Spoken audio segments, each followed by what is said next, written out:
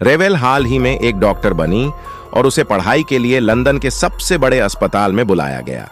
वह जल्दी घर छोड़कर समय पर अस्पताल पहुंची। ट्रेनिंग से पहले वह कई पुराने दोस्तों से मिली। सभी ने एक साथ तस्वीरें खिंचवाईं। थोड़ी देर बाद सभी लोग ट्रेनिंग के लिए चले गए।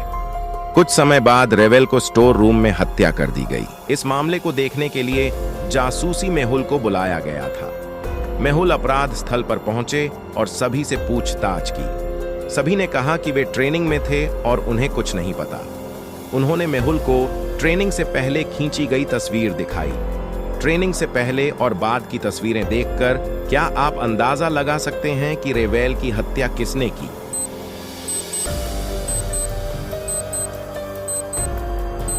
ट्रेनिंग से पहले की तस्वीरों में डॉक्टर ई के आईडी कार्ड पर लेस लगी हुई थी और उन्होंने उसे पहना हुआ था।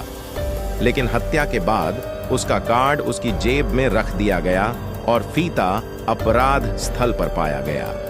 उसने राहेल को मार डाला। चलिए अगली पहेली देखते हैं। एक जंगल में एक मृत शव मिला। जासूसी मेहुल मौत की जांच के लिए अपराध स्थल पर पहुंचा। मृत शरीर पर या उसके पास कोई खून नहीं था। कुछ फिंगरप्रिंट के निशान पीड़ित की गर्दन पर पाए गए। मेहुल ने जंगल की तलाशी ली और 4 संदिग्धों को पाया। कंकाला, मैं किसी की हत्या क्यों करूंगा? मैं न तो भूख महसूस कर सकता हूं और न ही प्यास। मैंने ऐसा नहीं किया। बिज्जू का, मेरा एकमात्र काम कौवे को डराना है। मैंने ऐसा नहीं किया। मम्मी, मेरे पास मनुष्यों के खिलाफ कोई शिकायत नहीं है। मैं अपने पिरामिड में शांति से रहता हूं। जोंबी, मैंने कल एक शानदार भोजन किया था। मैं उसे क्यों मारूंगा? उनके बयानों का विश्लेषण करते हुए क्या आप अनुमान लगा सकते हैं कि हत्यारा कौन है?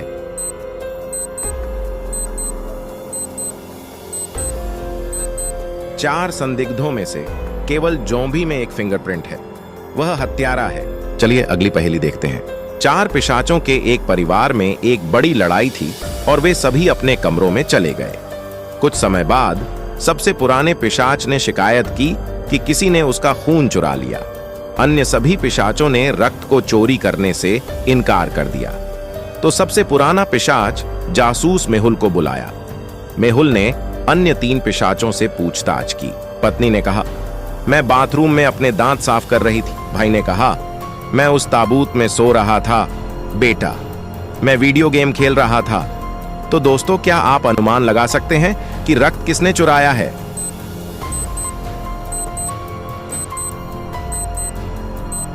भाई ने कहा, वह अपने ताबूत में सो रहा था, लेकिन उसने जिस ताबूत के लिए कहा वह छोटा ताबूत था। वह किसमें फिट नहीं हो पाएगा। उसने खून चुरा लिया। चलिए अगली पहेली देखते हैं। मिस्टर संजीव के पास एक इलेक्ट्रॉनिक्स की दुकान थी। एक दिन वह अपनी दुकान में सो गया और एक आदमी अंदर आया। आदमी ने श्री संजीव के रजिस्टर से 1000 रुपए चुरा लिया और छोड़ दिया। वही आदमी वापस दुकान पर आया और हेडफोन के लिए कहा।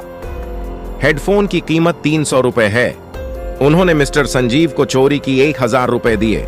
श्री संजीव ने आदमी को 700 रुपए लौटाए। तो दोस्तों, क्या आप बता सकते हैं कि पूरी प्रक्रिया में श्री संजीव ने कितना पैसा दिया?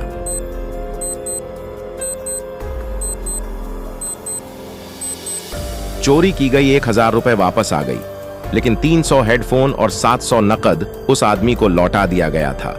इसलिए मिस्टर संजीव ने 1000 रुपए खो दिया। चलिए अगली पहेली देखते हैं। 4 दोस्त ट्रैकिंग के लिए बाहर गए। उन पर हमला किया गया और बंधकों को लिया गया। जब टॉम ने अपनी आंखें खोलीं, तो उन्होंने खुद को अपने हमलावर के सामने पाया। उस आदमी ने कहा, मैंने आपके 3 दोस्तों को 3 कमरों में बंद कर दिया है। पहले कमरे में इसके अंदर लाश है, दूसरे कमरे में एक भूखा शेर है और तीसरे कमरे में एक टिक बम है जो 1 मिनट में विस्फोट करेगा। आप अपने केवल एक दोस्त को बचा सकते हैं। आप कौन सा कमरा चुनेंगे?